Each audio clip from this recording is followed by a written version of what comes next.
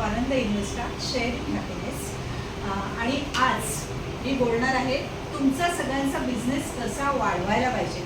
ह्याच्यात 7 टिप्स जरी दिलेल्या असल्या तरी अजून त्याच्यामध्ये खूप गोष्टी सांगितल्या आहेत. कारण माझा जवळजवळ 23 वर्षाचा अनुभव झालेला आहे. त्यामुळे मला असं वाटतं की आपल्या सगळ्या मित्रमैत्रिणींना व्यावसायिकांना किती सांगू आणि किती नको.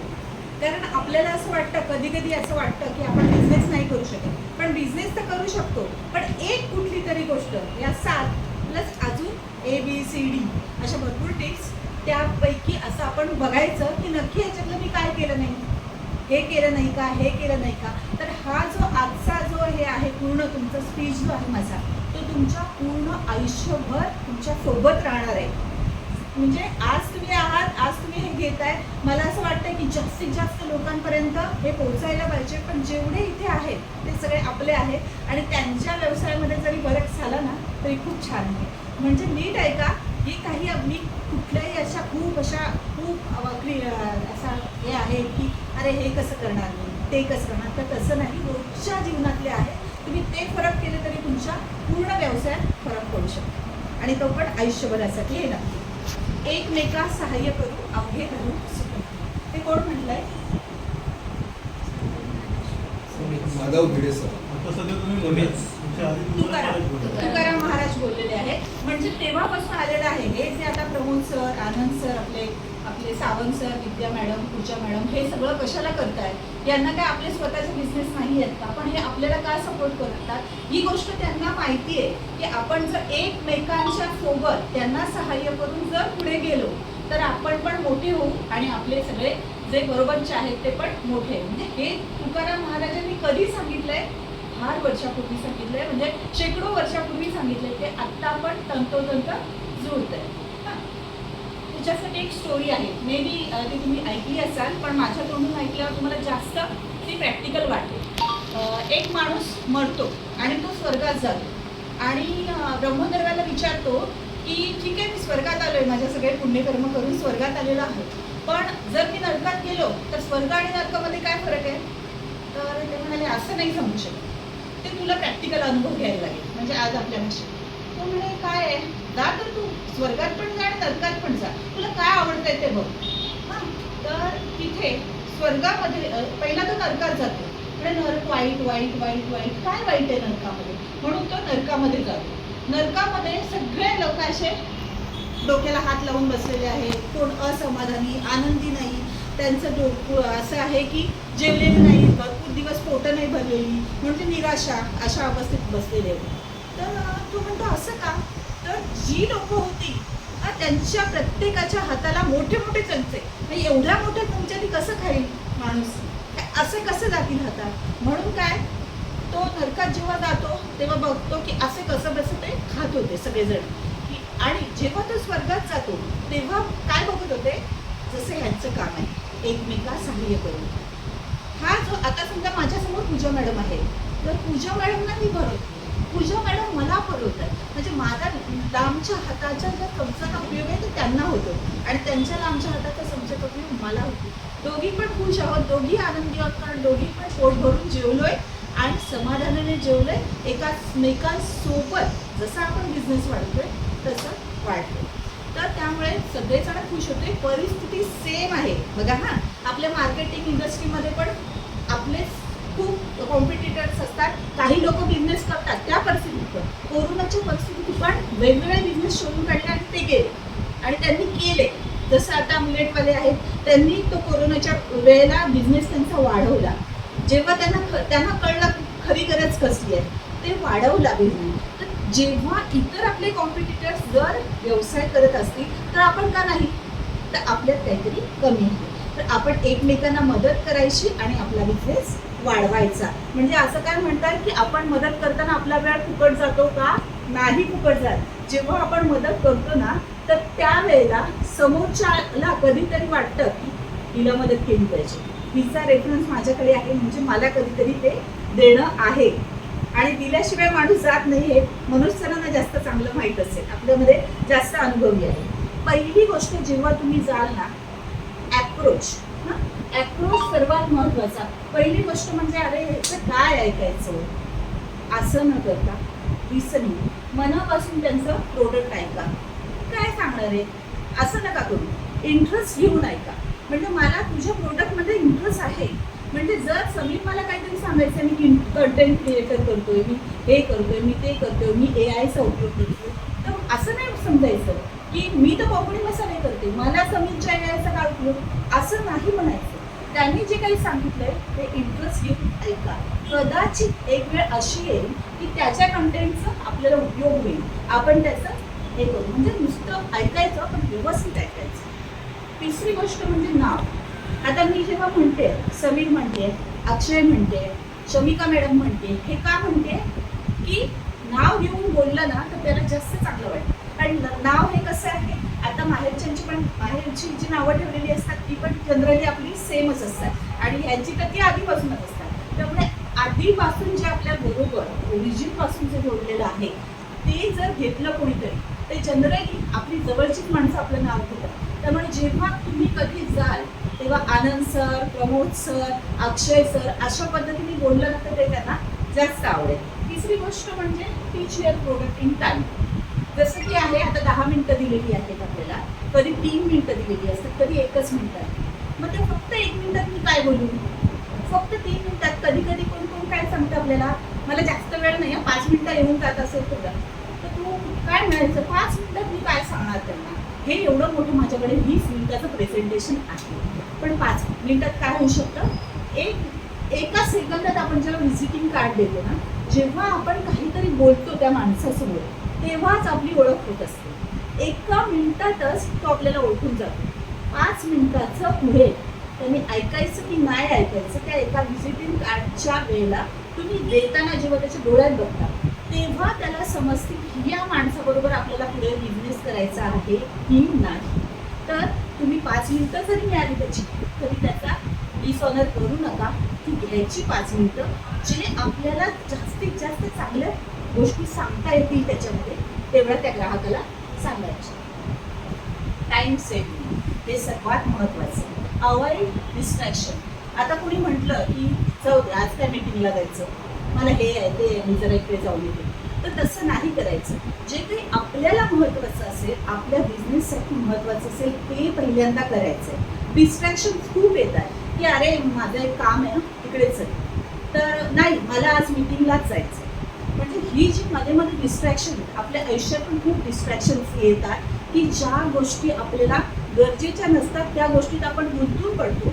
खूप गोष्टी होतात अशा की आपल्या व्यवसायाच्या गोष्टी गरजेच्या नाही, आपण त्याकडे दुर्लक्ष करून जर आपल्या व्यवसायाकडे गेलो तर जास्त बेनिफिशियल आहे, पण आपण त्याच्यात गुंतून पडतो आणि तिथेच राहतो. कदाचित स्त्रियांच्या आयुष्यात असं खूप झालेलं असतं की जो मिळालेला असतो, समजा 4 तास आहे, ते पण त्या चांगल्या तऱ्हेने युटिलाइज करू शकत नाही. कारण त्या 4 तासात पण तोच विचार जो आपला घरचा चालू असतो किंवा ज्या गोष्टीतून आपण जात असतो प्रसंगातून, तोच विचार आपल्या डोक्यात असतो. त्यामुळे हे जे डिस्ट्रॅक्शन आहे ते आपल्या व्यवसायाच्या मध्ये नाही आणलं. दुसरी गोष्ट म्हणजे रील्स. हल्ली खूप झाले. हे जो मोबाईल आहे तो आपला अननेसेसरी वेळ खात असतो. एक बघितली, दुसरं बघितलं, तिसरं बघितलं, चौथं बघितलं, असं आपला अर्धा तास, पाऊण तास कधी होतो ते पण नाही. आपण काय म्हणतो सगळेजण, चला आता मी झोपायला जातोय, 11ला झोपायला जातो, 12पर्यंत तो स्क्रीन हे करत असतो, रील्स बघत असतो, स्क्रोल करत असतो. का? कारण त्याच्यामध्ये अशा गोष्टी असतात की तुम्हाला त्याच्यामध्ये गुंतवून ठेवण्याच्या गोष्टी टाकलेल्या असतात ज्या तुम्हाला आवडतात. त्याप्रमाणे जी एखादा तुम्ही बघता तो विषयच तो येणार. हा म्हणजे तुम्ही आता समजा भांड्यांचं बघितलं तर त्या बाबतीतलीच येणार. अक्षयनी कुठलं फूडचं बघितलं त्या गोष्टीतूनच येणार. म्हणजे रील्स हे येत असतात. पण आपला वेळ, जर आपला आरामाचा वेळ, आपल्या झोपेचा वेळ जर आपण 1 तास कमी करत असू तर आपण काय करतोय, 1 तास आपला जो हा वेळ कमी केलाय, मग उठायला वेळ, मग उरकायला वेळ, मग जायला वेळ, मग जायचं की नाही, नकोच आज 12 वाजले उरकेपर्यंत, जाऊ दे आता कुठे जायचं, आता जेवायचं आणि झोप. अशा पद्धतीने जो 1 तास आधीचा आपण आराम न केलेला घालवलेला असतो मोबाईलसाठी, तो आपला पुढच्या ह्याच्यावर परिणाम करतो. सो टाळायचं गॉसिपिंग नाही करायचं. गॉसिपिंग म्हणजे काय, गोष्टी अशा असतात की त्या अननेसेसरी आपल्या व्यवसायाला काही उपयोगाच्या नसतात, त्या गोष्टी नका करू. कारण जे गोष्टी आपल्या आवश्यक असतात त्याचा वेळ आपण त्या गॉसिपिंगसाठी देत असतो. अननेसेसरी तो वेळ आपला खूपच जात असतो. आणि शॉपिंग 2वर 4 फील्ड, भले मला एकाची पण गरज नाही, पण 2 मिळतात ना, त्याच्यावर दुसरे 2 घेऊन येतो. पडलेत ते वरती. काही तर बायका अशा की भरपूर साड्या घेऊन येतात, काही पुरुष असे असतात की भरपूर शूज, एकावर एक मिळालं घेतला, दुसरा मिळाला घेतला, पण त्याचा कधी पण उपयोग करत पण नाही, ते पडलेलं असतं. मग ह्या ज्या स्कीम्स असतात त्या फसव्या असतात, त्यांच्या सेव्हिंगसाठी असतात. तर जाऊ नका, अननेसेसरी शॉपिंग करू नका. जर तुम्हाला विंडो शॉपिंग करायची गरज लागली तर आपल्या व्यवसायाचे जे काही तुम्ही 4-5 तास घेताय तर तेवढे तरी द्या आणि मग जा. म्हणजे तुम्हाला एक रिलॅक्ससाठी जायचं असेल तर जा. अननेसेसरी शॉपिंगच्या ह्याच्यात म्हणजे गरज नाहीये, भरपूर साड्या घेतल्या गरज नाहीये, शूज घेतले गरज नाहीये, काही गोष्टी अशा घेतल्या की त्या आत्ता गरजेच्या नाहीये, पण ते कपाट भरण्यासाठी त्या उपयोगाच्या आहेत. बरोबर, त्या करू नका. दुसरी गोष्ट म्हणजे कॉस्ट ऑफ इच मिनिट. आपल्या प्रत्येक गोष्टी, आता आपल्याला माहिती आहे खूप लांब जायचंय आणि खूप लांब जायचंय आणि आता वंदे भारत आली आणि आपली चुकली वंदे भारत, 1 मिनिटासाठी चुकली तर किती नुकसान आहे, खूप नुकसान. अशीच कोणाची 10 मिनिटं वेस्ट जातात, कोणाचं 1 वर्ष, जे काही विद्यार्थी नापास होतात त्यांना माहिती आहे 1 वर्ष वेस्ट जातं. कोणी प्रेग्नंट असेल, लवकर डिलिव्हरी झाली तर काय होतं, किती कॉम्प्लिकेशन्स वाढतात. म्हणजे प्रत्येक टायमाचं महत्त्व आहे. तर अशा प्रकारे टाइमचं महत्त्व हे करा. Delegate your work. म्हणजे आता आपल्याला जे काही महत्त्वाचं आहे ना, आपल्यासाठी महत्त्वाचं आहे, आपल्या व्यवसायासाठी, ते जास्तीत जास्त करा. आणि focus on your business only. म्हणजे काय की बिझनेस मीटिंग, क्लायंट मीटिंग आहे ते मी करणार, कारण ते माझी त्याच्यामध्ये स्पेशालिटी आहे. जर तू बिझनेस मीटिंगसाठी जर तुझ्या आता काहीतरी पाठवतात ना, बरोबर, त्यांना पाठवलंस तर इतर जे लोक आहेत ते तुझ्याशी कनेक्ट होण्याच्या पेक्षा तुझ्या असिस्टंटशी होतील. तर त्याच्यापेक्षा जर तुम्ही बिझनेस मीटिंगला तुम्ही जायचंय, क्लायंट्स व्हिजिट जे काही प्रेझेंटेशन करायचंय ते तुम्हीच करायचं आहे. दुसरं, कधी करायचं आहे क्लायंटला अजून वेगळी व्हिजिट कधी करायचं आहे, जर त्याच्या आयुष्यात कधीतरी असं वादळ येतं, कधी कोणी ॲडमिट होतं, तेव्हा हॉस्पिटलाइज झाल्यावर जायचं आहे. कारण तुम्ही म्हणाल मी काय करणार जाऊन, शाळा पाणी नेणार, आणि पण ती महत्त्वाची असते त्यावेळेला सगळ्यात जेवढे जवळचे लोक असतात ना तेवढेच भेटायला जातात. जेव्हा तो खुश असेल तेव्हा पण भेटायला जायचं. म्हणजे बर्थडेला तुम्ही त्याला विश करू शकता. नवीन घर घेतलंय, त्याचं नवीनच आता लग्न झालंय, त्याच्या आयुष्यात कोणीतरी दुसरी पार्टनर आलीये तेव्हा विश करा. न्यू बॉर्न बेबी, नवीन बाळ जन्माला आलंय तेव्हा विश करा. किंवा म्हणजे कशाला करायचं, पण त्याचा उपयोग जो आहे तो पुढे आपल्याला दिसतो. जे काही तुमचे प्रोडक्ट आहे त्या रिलेटेड तर तुम्ही जातच असतात, ते प्रोडक्ट त्याला माहीतच असतात, पण वारंवार भेट घेतल्याने त्याचा काय उपयोग आहे ते मी पुढे सांगते. Do other work necessary but not urgent. Delegate your assistant. म्हणजे जे गरजेचं आहे ते करायचं आहे, पण ते मीच केलं पाहिजे नाही असं लोकांना, म्हणजे आपल्या असिस्टंटला, समजा असिस्टंट नाही, छोटा बिझनेस आहे आपला, तर एखाद्या आपल्या कुटुंबियाला रेडी करा की मिस्टर असतील की मला आज नाही जमत आहे, किंवा तुमच्या मिसेस असतील आज मला जमत नाही तू जाशील का, मग त्या आपला स्पाऊस पण हळूहळू आपल्या व्यवसायात लक्ष द्यायला लागतो आणि रेडी होतो. Update your knowledge, appreciation with heart.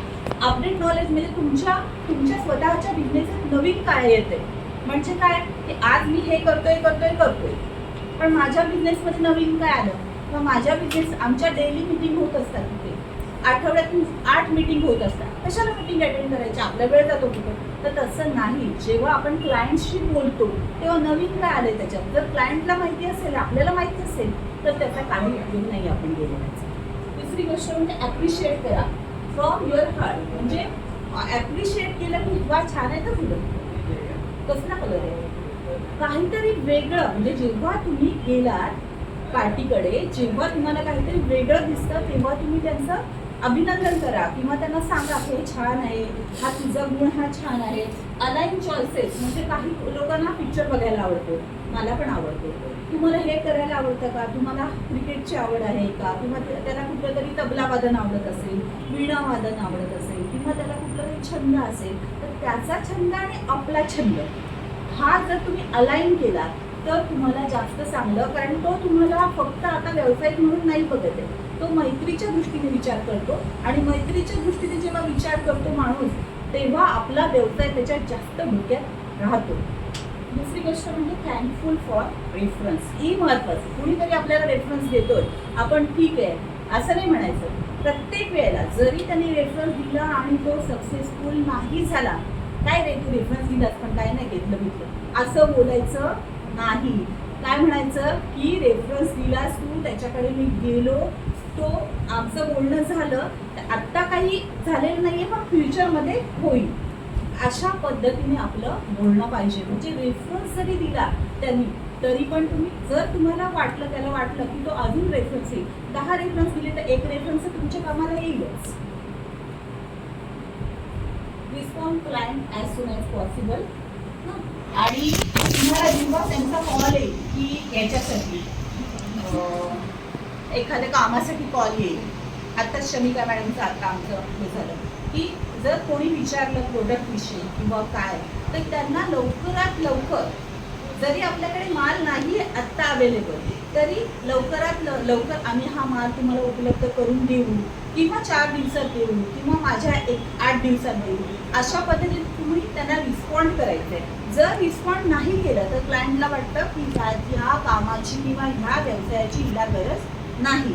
आणि मग तिथून जेव्हा माणूस समोरचा रेफरन्स देण्यास उत्सुक असतो तर पुढच्या वेळेला आपल्याकडे रेफरन्स येणार नाही. म्हणजे काय, जरी तुम्ही प्रोडक्ट नाही दिलं पण त्याच्याबरोबर कॉम्युनिकेट करताना लगेच करायचं. Check clients mindset. म्हणजे काय की त्याच्या आयुष्यात पण आपण म्हटलं की त्यांनी मला अपॉइंटमेंट दिली पण आता नको म्हणतोय, काय माझं काय चुकलं का, असंच आपण त्याच्यात कुठेच विचार करत बसतो आणि मग पुढचं क्लायंट पण करत नाही का. तर त्याच्या आयुष्यात पण काहीतरी, त्याचं पण आयुष्य आहे, जसं आपलं आयुष्य आहे तसं त्याचं पण आयुष्य आहे ना. तर त्याच्या आयुष्यात पण काहीतरी चॅलेंजेस आलेले असतील, इनसिक्युरिटी असतील, फायनान्शियल प्रॉब्लेम्स असतील, तर तो तुम्हाला सांगेल का मी प्रोडक्ट नाही घेत आहे तुमचं, का घेत नाही, तर तुम्हाला सांगणार नाही. कारण त्याचं माइंड कुठे गेलेलं आहे, एखादं हॉस्पिटलायझेशन झालं आहे, 10 लाखाची पॉलिसी आहे, 5 लाख वरचे कसे आणू हे तो बघेल. ॲडमिट केलेलं आहे माझ्या बायकोला, तिला 15 लाख रुपये लागणार आहेत, माझी 10 लाखाची पॉलिसी आहे, 5 लाख कुठून आणू मी, ते बघणार आहे तो की तुमचं प्रोडक्ट बघायला येणार आहे. त्याला महत्त्वाचं काय आहे आता, त्या उरलेल्या पैशांची सोय करणे. म्हणजे जर आपल्याला तो नाही म्हटला, म्हणजे असं नाही की आपल्याला तो टाळतोय, की असं नाही की आपल्यामध्ये तेवढे स्किल्स नाही. प्रत्येक परिस्थिती वेगळी असते, प्रत्येक वेळा असं आपण डिप्रेस व्हायचं नाही. अशा पद्धतीने समोरच्याचा पण विचार करायचा. Feedback, take review. तुम्हाला कसं वाटलं माझं प्रोडक्ट, काय वाटलं हे लिहून घ्या. लिहून नाही घेता आलं तर काही आता असे असतात की मुलं त्यांची व्हॉट्सअपची एक्सपर्ट असतात, त्यांना सांगायचं तुम्हाला जे काय वाटतंय ना ते तुम्हाला तुमच्या मुलांकडनं टाईप करून घ्या आणि मला पाठवून द्या. तर आज कोमल नाही मला वाटते, पण कोमल फीडबॅक टाकते, आपल्या ह्याच्यावर टाकत असते. मग काय होतं, आपण तिथे फीडबॅक वाचत असतो आणि मग एक तर वस्तू सेल झालेली आपल्याला कळतेच. दुसरी गोष्ट म्हणजे ती फीडबॅक घेते. का घेते, कारण वस्तूचा तर प्रोडक्ट आपण त्याच प्रोडक्टचा फोटो किती पाठवणार. जर फीडबॅक असेल तर काय होईल की कोणीतरी प्रोडक्ट घेतलाय आणि त्यांना आवडलाय ते कळतं. दुसरं, टेस्टिमोनियल अबाउट युअर प्रोडक्ट किंवा सर्व्हिस. आता खूप व्हॉट्सअप झालेलं आहे, त्याच्यानंतर व्हिडिओज पण तुम्ही देऊ शकता. 1 मिनिटाचा व्हिडिओज तर कोणी देईल, असं सांगायचं मॅडम तुम्हाला कसं प्रोडक्ट आवडलं का, की यांचे आता भांड्यांचे डेमो आहेत, तर जेव्हा डेमो तुम्ही फ्री ऑफ चार्ज देता, हां, तर जेव्हा डेमो झाला तेव्हा प्रत्येक वेळेला डेमो कसा वाटला असा एक जर तुम्ही 1 मिनिट, अगदी 30 सेकंदाचा पण पुरतो, पण तुम्ही त्या प्रत्येक घरी जाऊन एक व्हिडिओ करायचा. मॅडम आम्ही हा जरी फ्री दिलेला असला व्हिडिओ, पण आमच्या पुढच्या क्लायंटसाठी आम्हाला सांगाल ना, असं जरा रिक्वेस्ट जर तुम्ही केली तर तो नक्कीच देतात आपल्याला व्हिडिओ. तर घ्या त्यांच्याकडून की तुम्ही एखादी साडी एखाद्या गृहिणीला दिली आणि तुम्ही सांगितलं किंवा अगदी एक छान कुठली तरी साडी सेल झालेली, तुम्हाला पण आतून आनंद झाले की ही साडी मी विकता, तर तुम्ही सांगू शकता. म्हणजे जर व्हिडिओच्या रूपात किंवा ते रायटिंगच्या रूपात आपल्याकडे काही राहिलं तर पुढच्या लोकांना आपल्यावर विश्वास होतो, आपल्या सर्व्हिसिंगवर विश्वास होतो. तर अशाच पद्धतीने आपण फीडबॅक घ्यायचं. Progress, confidence because of 1-to-1. 1-to-1 कशाला करायची, आता मी सर्वात जास्त 1-to-1 केलेले आहेत. का 1-to-1 करायची, प्रत्येक प्रत्येक 1 to 1 मधून आपल्याला रिझल्ट येतं असं अपेक्षा नाही ठेवायची. पण प्रत्येक 1 to 1 नंतर या क्लायंटसाठी मला काय तयारी करायला लागली, दुसऱ्या क्लायंटसाठी मला काय तयारी करायला लागली, मी घरातून कितीला निघालं पाहिजे. मला जर 1ला तिथे बोलवलेलं आहे तर मी घरातून कितीला, जर मी 12ला निघालं तरी चालेल, पण आपण 11:15 15 मिनिटं आधी निघायचं. कारण काही इश्यूज होऊ शकतात, ट्रेन लेट होऊ शकते, तुम्ही कारने गेलात तर ट्रॅफिक होऊ शकतं, किंवा रिक्षा मिळालीच नाही, किंवा ते लोकेशनच नाही मिळाली, त्या लोकेशनला मी गेले आणि दुसऱ्याच लोकेशनला भरकटत बसले, कदाचित असं होऊ शकतं. तर त्याच्या एरियात जाऊन, म्हणजे आता इथे सपोज ही बिल्डिंग आहे, ह्या बिल्डिंगमध्ये मला जायचं आहे, तर त्याच्या बिल्डिंगच्या जवळपास तुम्ही 10 मिनिटं जाऊन राहिला तर स्वतः एक तुम्ही धडधड करत वर जात नाही, तुम्ही स्वतः रिलॅक्स होता. तुमचे जे काही प्रोडक्ट असतील ते तुम्ही चाचपता की काय मी आणलंय, काय त्याला सांगायचं, अशी तयारी करता माइंडमध्ये. जेव्हा रिलॅक्स माइंडने जाता तर तुम्ही नक्कीच प्रोडक्ट सेल करून येईल. आहे खूप त्याच्यामध्ये आहे बरीच गोष्ट. आता तुम्हाला काही इन्कम टॅक्स सगळेच बनवतात का फाईल, रिटर्न फाईल तुम्ही बनवता, अजून कोण कोण बनवतो, तुम्ही सगळे रिटर्न फाईल बनवतात. तर त्याच्यामध्ये जर बनवत नसेल तर बनवायलाच पाहिजे. तर जे बनवतात तर आधीच्या जे आपले प्रोडक्ट आहे, म्हणजे आधीचं तुम्ही इन्कम तयार केलेला असेल आणि आत्ताचा इन्कम तयार केला आहे. आधी समजा मागच्या पूर्ण वर्षात आपला 5 लाख इन्कम आहे आणि आत्ता ह्या 4च लाख झाला, तर आपल्याला त्याच्यावरून कळतं की आपण पुढे पाठीवर.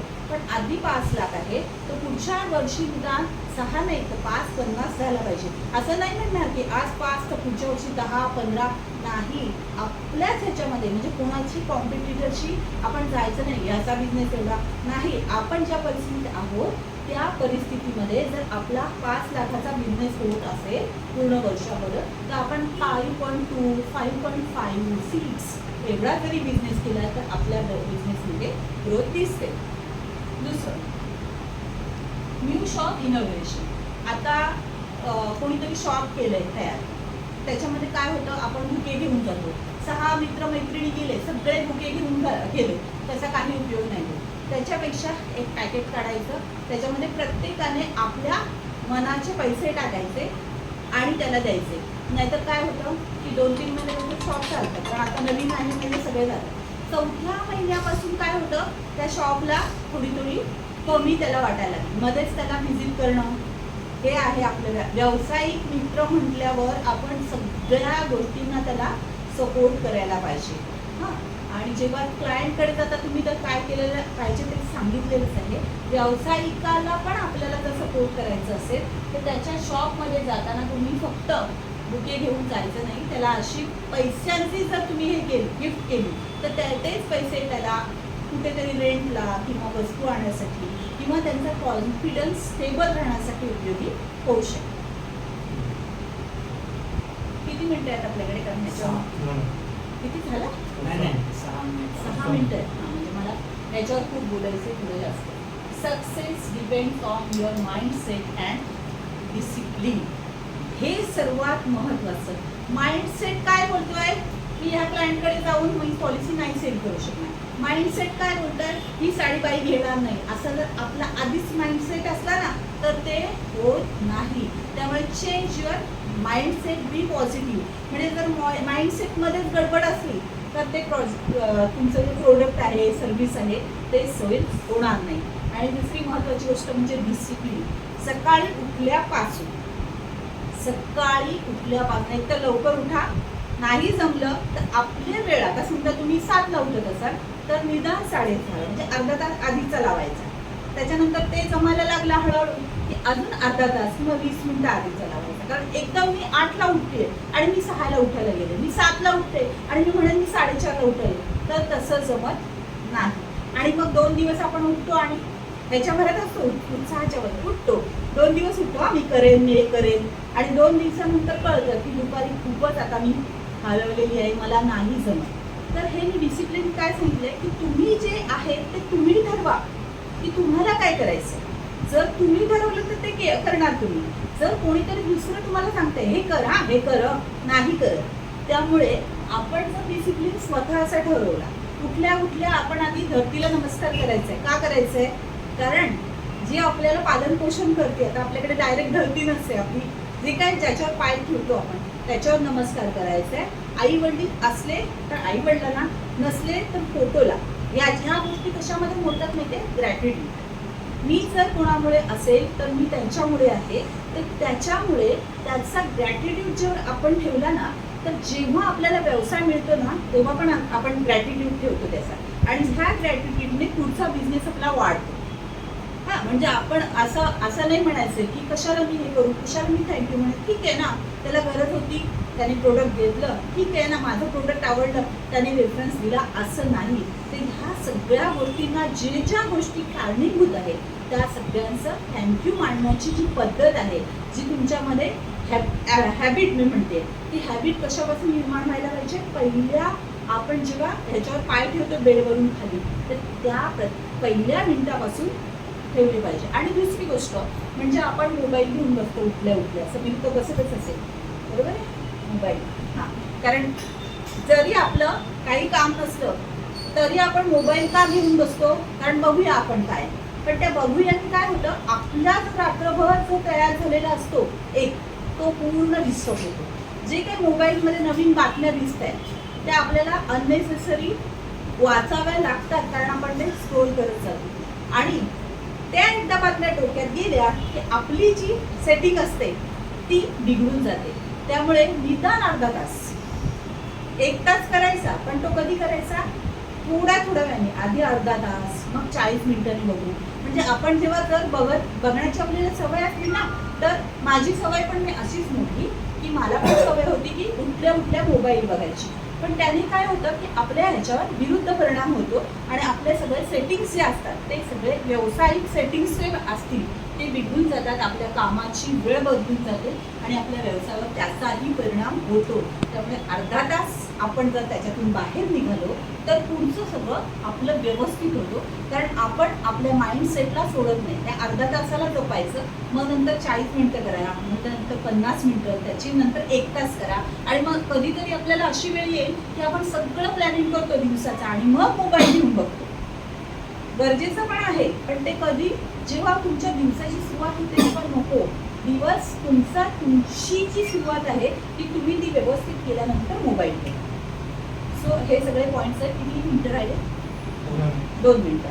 तर ह्याच्यामध्ये जर तुम्हाला काही वाटलं की विचारायचं आहे तर ह्या 2 मिनिटात तुम्ही विचारू शकता. फारच छान पद्धतीने तुम्ही मनापासून सांगितलं. हा एक विषय राहिला. जे काही तुम्ही करता, आता माझ्याकडे 2 मिनिटं आहेत, सरांनी मला हे सांगितले, जे काय करता, अरे बापरे मला जायला लागेल, अशा पद्धतीने करू नका. जे काय करताय ते माइंडफुली करा.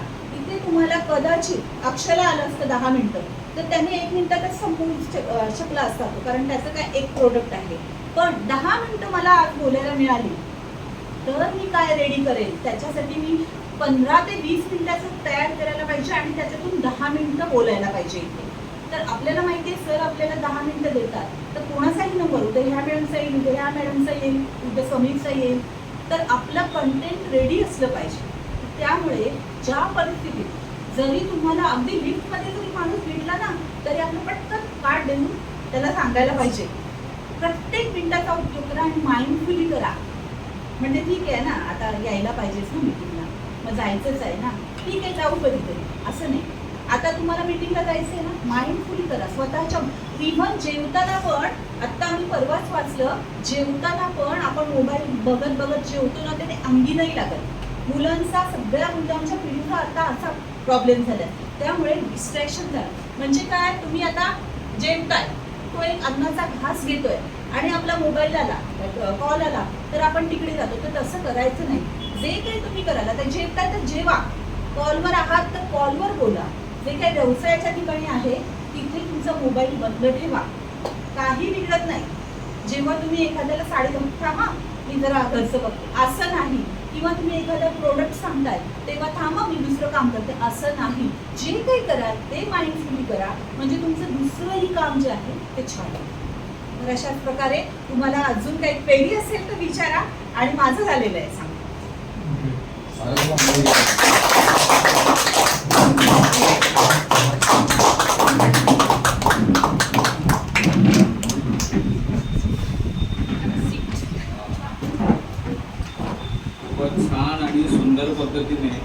एका व्यावसायिकाने आपल्याला व्यवसायाबद्दलचे धडे दिलेले आहेत.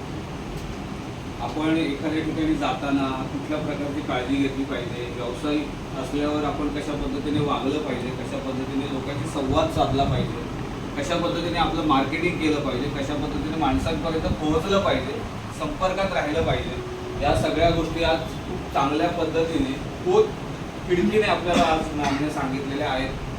सो तुम्ही सगळेजण व्यवसाय करताना ह्या गोष्टीचा नक्कीच यूज करा आणि स्वतःचा व्यवसाय वाढवालच, सोबतच दुसऱ्याचाही व्यवसाय वाढवण्यासाठी प्रयत्न करा.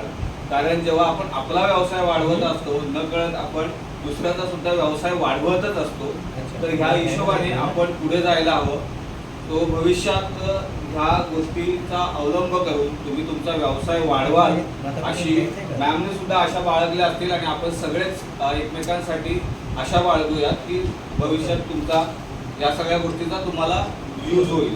तो आजची मीटिंग ही प्रचंड छान, सुंदर आणि चांगल्या पद्धतीने आपण सगळ्यांनी यशस्वी केलेली आहे. तो मी डिंगणकर सरांना विनंती करतो की पुढची सूत्र त्यांनी त्यांच्या हातात घ्यावी आणि मला तुम्ही सगळ्यांनी छान पद्धतीने सांभाळून घेतलं आणि अचानक आलेली ही जबाबदारी होती, पण जबाबदारी पाडण्याची मला जी संधी दिली त्याबद्दल मी ध्रुव बिझनेस क्लबचं धन्यवाद करतो.